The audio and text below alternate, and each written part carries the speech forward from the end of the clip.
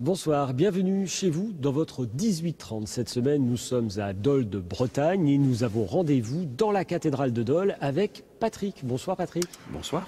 Alors vous êtes président de l'Arcade, l'association de recherche à la cathédrale de Dol de Bretagne. Cette cathédrale, c'est quand même un joyau et un joyau un petit peu incongru dans une ville de presque 6000 habitants. On ne s'attend pas à ça. Alors on va remonter à 1500 ans en arrière et à cette époque, au VIe siècle, nous avons un moine qui vient du Pays de Galles, qui s'appelle Samson, qui est devenu d'ailleurs notre saint patron, et qui va venir sans doute pas par hasard. Il est venu planter sa crosse à un endroit où il y avait un culte païen. Voilà, donc c'est le début de cette grande histoire. Ça va être très modeste au départ, il va y avoir une petite abbaye, puis différents monuments, églises, cathédrales pré-romanes, romanes et la cathédrale actuelle, qui vont abriter 80 évêques jusqu'à la suppression de cet évêché en 1790 à la Révolution. Alors cette cathédrale, c'est un joyau, je le disais tout à l'heure, mais en même temps, c'est un joyau à l'allure un petit peu étonnante, quoi, avec cette tour dont on a l'impression qu'elle a été décapitée. En fait, elle n'a pas été décapitée, c'est plus simple, elle n'a jamais été terminée. Voilà, alors on va remonter un petit peu le temps. Cette tour, elle a fait partie de la nouvelle cathédrale, donc elle était déjà plus ancienne, et au XVIe siècle, non pas qu'elle menaçait ruine, mais elle était certainement fragilisée. Donc un évêque, Mathurin de Plédran, a décidé non pas de la démolir, mais de la renforcer en construisant autour une nouvelle tour, gothique d'ailleurs, hein, voilà. Et donc il l'a commencé en 1520, malheureusement il est mort en 1521, et comme c'est lui qui l'a financé, cette tour n'a jamais été achevée. Moi, j'imagine tout comme moi, écoutez Patrick, vous avez envie d'en savoir plus sur cette cathédrale, alors je vous propose de regarder un petit reportage. C'est une construction massive, presque intimidante. Érigée au XIIe et XIIIe siècle, la cathédrale Saint-Samson est à la fois un lieu de culte et une forteresse. Dol de Bretagne marque alors la frontière de la Bretagne indépendante, menacée par l'envahisseur normand. On a de véritables créneaux, de véritables archères, qui permettaient d'accueillir les ennemis, comme on accueille un ennemi. Avec du canon. Avec aussi des canons. Donc c'est très surprenant de voir cet aspect militaire tout à fait avéré. C'est un aspect en même temps de réception tout à fait avéré. Ne pas oublier que c'était aussi un lieu d'accueil d'énormément de pèlerins. Et les pèlerins, ils étaient en haillons, ils étaient fatigués et ils n'avaient pas d'endroit pour dormir. Donc ils dormaient dans la cathédrale, ils mangeaient dans la cathédrale. Et il nous reste des traces de tous ces éléments-là et c'est ça qui la rend si intéressante.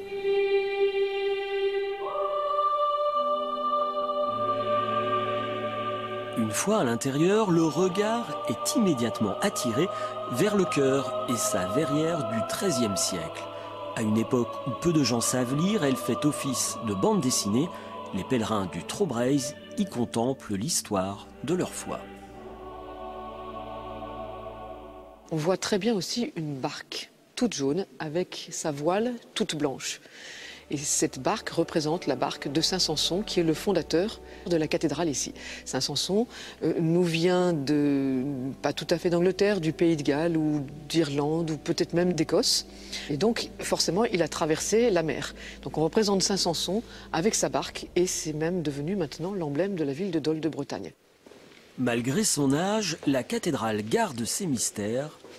Comme ce puits, on l'a découvert dans cette chapelle, cachée sous une dalle. Il devait être là avant la construction de l'édifice. On pense qu'ils ont gardé le puits, mais pour pouvoir en garder l'accès, ils auraient donc creusé une galerie qui passe de l'autre côté de ce mur, et que vous retrouvez sur ce dessin ici. Donc nous sommes là. Vous voyez qu'on a quand même 9,60 m de descente, ce qui est quand même conséquent. Cette petite galerie et la remontée de l'eau ici, avec le puits qui se trouve donc juste de l'autre côté du mur. Patrick, vous nous avez emmenés dans un endroit un petit peu insolite, un endroit qui n'est pas ouvert au public. On voit une structure que vous avez installée au milieu de cette pièce. Quels sont vos projets pour cet endroit ? Nous sommes dans la tour nord, on en a parlé tout à l'heure, c'est la partie la plus ancienne de la cathédrale, il y a même des traces de murs romans. Voilà, c'est l'endroit qu'on a choisi pour y installer une salle du trésor, c'est-à-dire une salle du trésor où on va pouvoir exposer d'ici peu, au mois de mai j'espère, les objets cultuels, hein, donc toute l'histoire un petit peu de la cathédrale. Bon, simplement, la Révolution est passée par là. On n'a pas d'objets cultuels très anciens, tout a été pillé, mais on va quand même exposer beaucoup d'objets 19e et 20e siècle. Patrick, vous êtes un peu l'Indiana Jones hein, de Bretagne, à la recherche d'une crypte cachée, peut-être pas, dans ce sous-sol de la cathédrale. Où en êtes-vous dans vos recherches? C'est l'origine de l'association. Alors j'ai créé Arcade en 1991. Le but était au départ, on l'a toujours dit, c'était de prouver que la crypte existe, n'existe pas ou n'existe plus. Donc les recherches continuent. Ça dépend maintenant des méthodes de sondage électromagnétique qui vont, j'espère, se perfectionner. Donc on n'a pas encore dit notre dernier mot. Qu'est-ce qu'on peut espérer y trouver dans cette crypte? Un trésor là aussi ou pas du tout? La crypte, souvent, c'était une chapelle souterraine. On y trouvait principalement, et surtout, c'était le but au départ, des sépultures. Peut-être d'évêques, des premiers évêques de Dole. Ici, dans cette pièce, avant, c'était plein de gravats. Et sous ces gravats, vous avez quand même découvert, alors pas un trésor, mais un objet assez ancien. Oui, une horloge ancienne qui date de 1877 et qui était sur le grand orgue. Alors on est en train de la restaurer, elle n'aura pas sa place sur le grand orgue pour des questions pratiques maintenant, mais elle aura sa place dans la cathédrale. Ouais, Patrick, justement à propos de cet orgue, il va être rénové, et il va être enrichi de plusieurs jeux de tuyaux. Et c'est Éric Cornet, l'organiste, qui va nous en parler. Bonjour Éric. Bonjour. Vous êtes président de l'Amicale des orgues du pays de Dole. Bon. Là, on est dans la cathédrale Saint-Sanson, c'est l'orgue de la cathédrale. Cet orgue, ça a été un coup de cœur au premier toucher, j'ai envie de dire. Le son, l'ambiance, ce qui se dégage de l'instrument, ce qui se dégage de la cathédrale aussi, a été quelque chose de particulier qui fait que ça m'a tout de suite plu, ça m'a tout de suite touché. Cet orgue, il a une histoire, il est un peu historique, entre guillemets. L'histoire commence en 1650. De cette époque, il nous reste le buffet que l'on voit ici, le buffet, donc c'est-à-dire la façade, les boiseries que l'on voit ici, et la tribune. La deuxième vie de cet instrument, c'est 1877, où l'orgue a été totalement revu par un facteur d'orgue nantais, un très grand facteur d'orgue qui s'appelait Louis de Bière, qui a totalement renouvelé l'instrument dans ce qu'on appelle le style symphonique. Et la troisième étape, la troisième vie de cet instrument, c'est 1978, donc 101 ans plus tard, où l'arrière-petit-fils de Louis de Bière, Joseph Beucher de Bière, dont on voit le cartouche, inscrit, oui. Exactement, qui lui a agrandi et modernisé quelque part l'instrument, sous la supervision d'un très grand organiste français qui s'appelle Jean Langlais.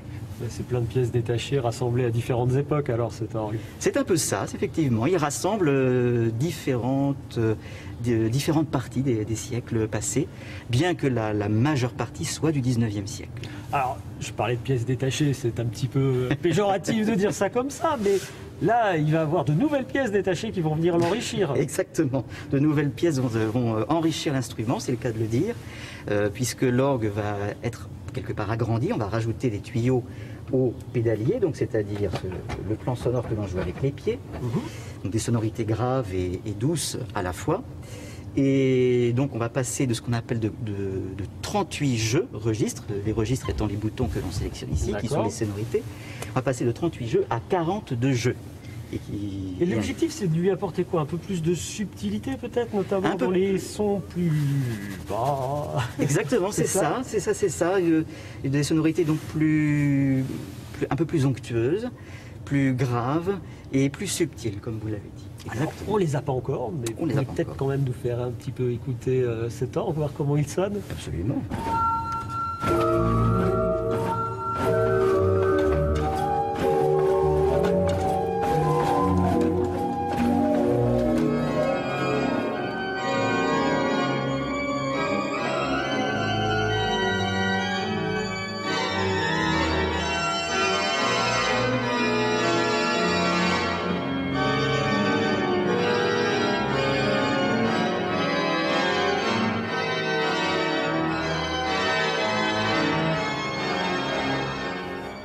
Ah ouais, il sonne, hein. Là, c'est impressionnant. En tout cas, avec cette musique un petit peu mystérieuse, vous nous avez fait vraiment la transition parfaite vers notre prochain sujet consacré justement aux légendes du pays de Dole. Regardez. Depuis le mont Dole, le panorama face à la baie du Mont-Saint-Michel sert encore aujourd'hui de décor naturel pour qui veut bien se plonger dans ces récits fantastiques.